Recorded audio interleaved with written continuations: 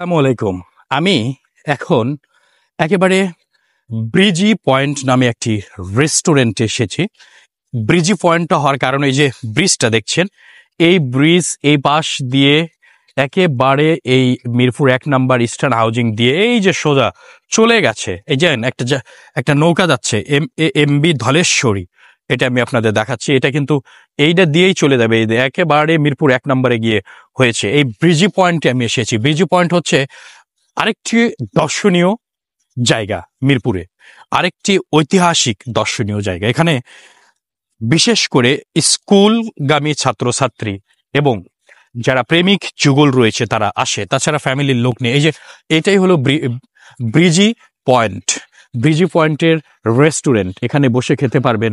এই পাশে একটু সামনের দিকে আসেন, এই যে এই পাশে সুন্দর মনোরম পরিবেশ দেখার জন্য একটা ফাঁকা জায়গা রয়েছে।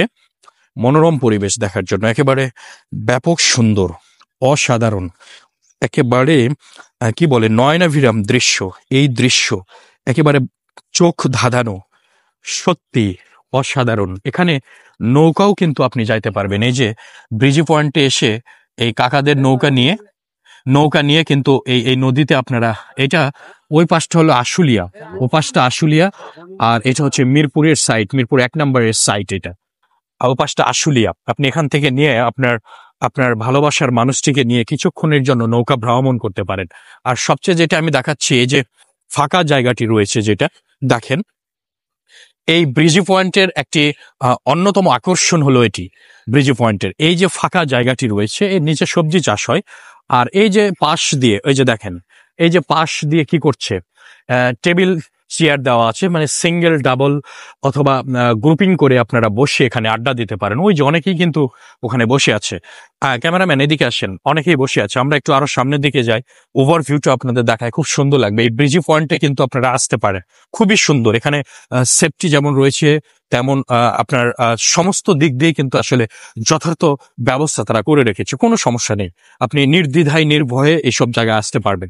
এই যে এই ফাঁকা জায়গাটির ওই যে দেখেন, ব্রিজি পয়েন্টের বিশেষত্ব এইটাই। এখানে যখন পানি থাকে, এখন অবশ্য পানি নাই এই জায়গাটাই, ফাঁকা জায়গাটাই মাঠ, না এটা খাল।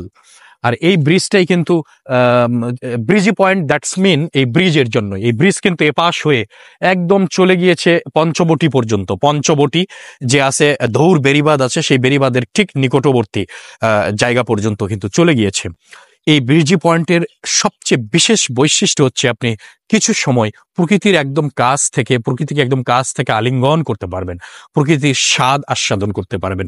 তবে সেটি একা নয়, অবশ্যই সেটি হবে আপনার প্রিয়জন, সেটি হবে আপনার পরিবারের কোনো মানুষ, পরিবারের সন্তান কিংবা স্ত্রী পরিজন, আত্মীয় স্বজন নিয়েই কিন্তু আপনি এসে এখানে এক কাপ কফি কিংবা চা খাবেন, যেটা মোটেও মন্দ হবে না, খুব ভালো হবে। ওই যে দেখেন, অনেকেই কিন্তু বসে রয়েছে, আমি আপনাদের দেখাই। এইটা রেস্টুরেন্ট। সারাদিন ক্লান্ত হওয়ার পরে এই ব্রিজের এ মাথা থেকে ও মাথা হাঁটতে মিনিমাম ২ ঘন্টা সময় লাগবে যদি আপনি হেঁটে এ পাশ থেকে, কারণ এটার বিস্তৃতি এতটাই যে মিরপুর ১ নাম্বার থেকে শুরু করে এখানে পঞ্চবটি পর্যন্ত গিয়েছে এই পুরো ব্রিজ।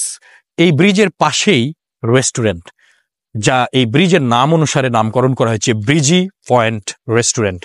আপনারা যারা ভ্রমণ প্রিয় রয়েছেন, ভ্রমণ পিপাসু রয়েছেন, তারা কিন্তু এই ব্রিজি পয়েন্টে এসে কিছু গুরুত্বপূর্ণ, কিছু স্পেশাল টাচি মোমেন্টগুলো আপনারা এখানে অতিবাহিত করতে পারেন।